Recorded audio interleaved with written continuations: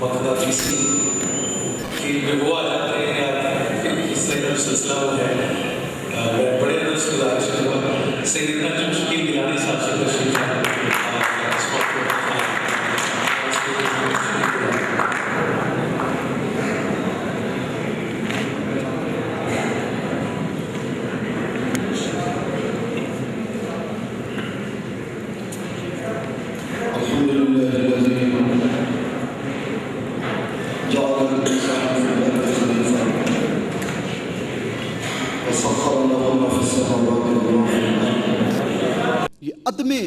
عدم برداشت کا فلسفہ کیا ہے؟ جب معاشی، معاشرتی، سماجی رویوں کی ناہمواری غیر متوازن ہو جائیں، احساس محرومیت پیدا ہوتا ہے.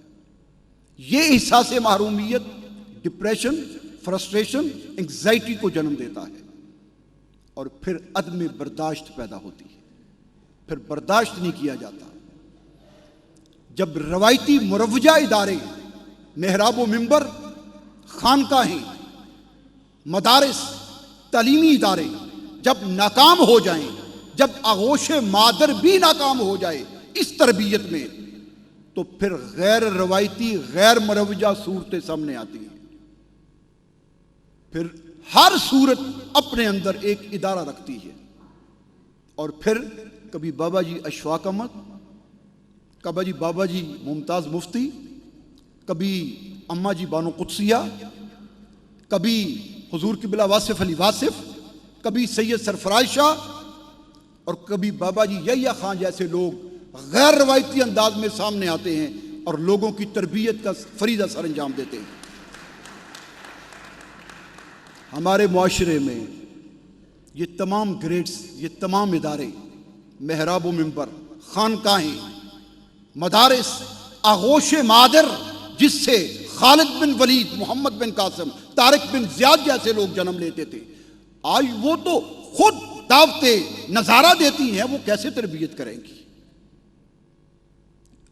اب غیر روایتی انداز سے، غیر روایتی صورتیں جن پر تم فتویٰ تو لگا سکتے ہو لیکن تقوی میں ان سے بڑھ نہیں سکتے، پھر اس طرح کے لوگ سامنے آتے ہیں. سامعین محترم، میں بخاری شریف کی ایک حدیث آپ کے پیش کر رہا ہوں، نظر کر رہا ہوں. بنی اسرائیل کے، یہ اکثر واعظین خطباء کا موضوع سخن رہتی ہے.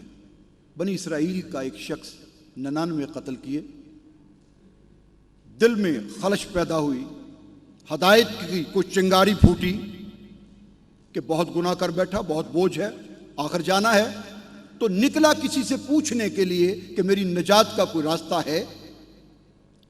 آگے روایتی شخص ملا، اس کو پوچھا میں نے 99 قتل کیے ہیں، کیا میری نجات کا کوئی راستہ ہے؟ اس نے کانوں کو ہاتھ لگا کے روایتی انداز میں کہا کہ یہ تو ہو ہی نہیں سکتا، تیرے جیسا غلیظ اور گندا انسان اور نجات. اس نے کہا جہاں 99 وہاں 100 صحیح. اس کی بھی گردن مار کے خلش باقی ہے. پھر چلا، راستے میں ایک غیر روایتی انسان ملا، اس سے پوچھا کوئی میرے نجات کا راستہ ہے؟ اس نے اس کے دل میں نا امیدی کے اندھیروں سے نکال کر امید کی ایک کرن پیدا کی.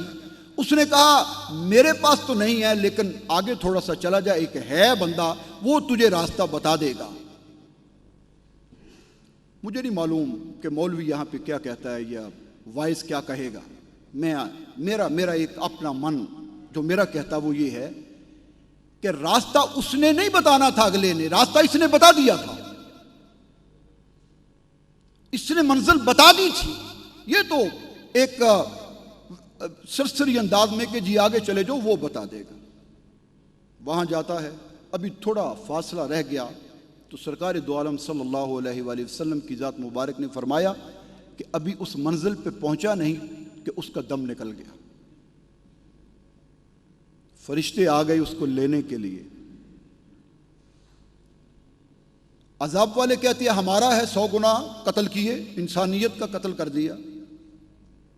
ثواب والے کہتے ہیں کہ ہاں ٹھیک ہے، مانتے ہیں ہم تمہاری یہ ایکسکیوز درست ہے، لیکن آخری وقت پر جا تو راہ ہدایت پر رہا تھا، اس لیے ہمارا ہے جب جھگڑا بڑھا تو سرکار نے فرمایا کہ کہتے ہیں کہ چلو اللہ کے ساتھ فیصلہ کروا لیں، اللہ تعالیٰ کے پاس گئے، جی یہ بات ہو گئی۔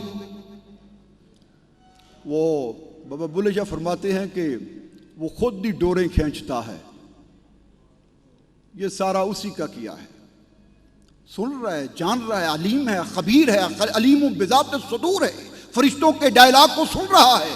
چلے گئے، ہاں کیا بات ہے؟ جی یہ بات ہو گئی۔ کہا تو کوئی بات نہیں، فارمولہ میں بتا دوں، اس پہ تم پرکھ لو، کیا فارمولہ ہے؟ کہا جہاں سے چلا تھا اور جہاں مر گیا وہ فاصلہ ناپ لو، جہاں جانا تھا مرنے کے آگے مقام وہ ناپ لو، اگر پچھلا زیادہ طے ہو گیا تو ثواب والوں کا، اگر اگلا زیادہ ہے تو عذاب والوں کا۔ ادھر سے فرشتے چلے۔ حدیث کے اس مقام پر آ کر جب سرکار دو عالم صلی اللہ علیہ وآلہ وسلم نے اس مقام پر جو بات کہی ہے، آدمی اضطراب اور حیران اور پریشان اور حیرت کے سمندر میں ڈوب جاتا ہے کہ ادھر سے فرشتوں کو بھیجا اور ادھر سے کیا کہا؟ زمین کو حکم دے دیا کہ پیچھے سے پھیل جا، آگے سے سکڑ جا۔ فرشتوں نے آ کے ناپا تو جہاں سے چلا تھا یہ وائز نہیں بتاتا، کہاں سے چلا تھا؟ اپنے گھر سے، یہ فاصلہ نہیں ہے، جہاں سے اس شخص نے بتایا تھا اس سے جہاں مر گیا وہ مقام اور جہاں جانا تھا وہ مقام جب ماپا گیا تو پچھلا زمین پھیل گئی، آگے سے سکڑ گئی، وہ زیادہ ہو گیا، ثواب والوں نے اس کی روح کو لیا اور جنت میں لے گئے۔ حدیث ختم ہے۔ سامعین محترم، آپ کی توجہ چاہوں گا، اکثر واعظین اور مبلغین کا فوکس اس حدیث میں وہ شخص ہوتا ہے جس کی طرف وہ جا رہا ہے، اور وہ بھول جاتے ہیں اس شخص کو جو بھیجنے والا ہے۔ اور میرا من کہتا ہے کہ وہ اپنے وقت کا واصف علی واصف تھا۔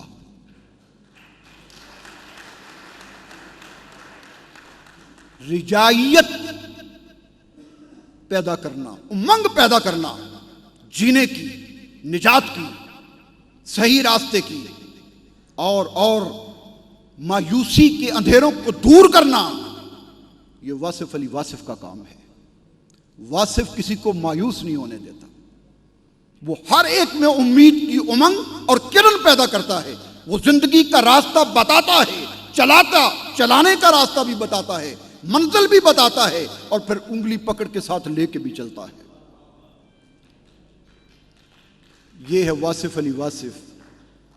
آج معاشرہ جس عدم برداشت کا شکار ہے، اس کا حل اب صرف یہ ہے کہ اسی طرح کی غیر روایتی صورتوں کی انگلی پکڑ کے چلا جائے تو شاید معاشرے میں استحکام پیدا ہو جائے۔ بہت شکریہ۔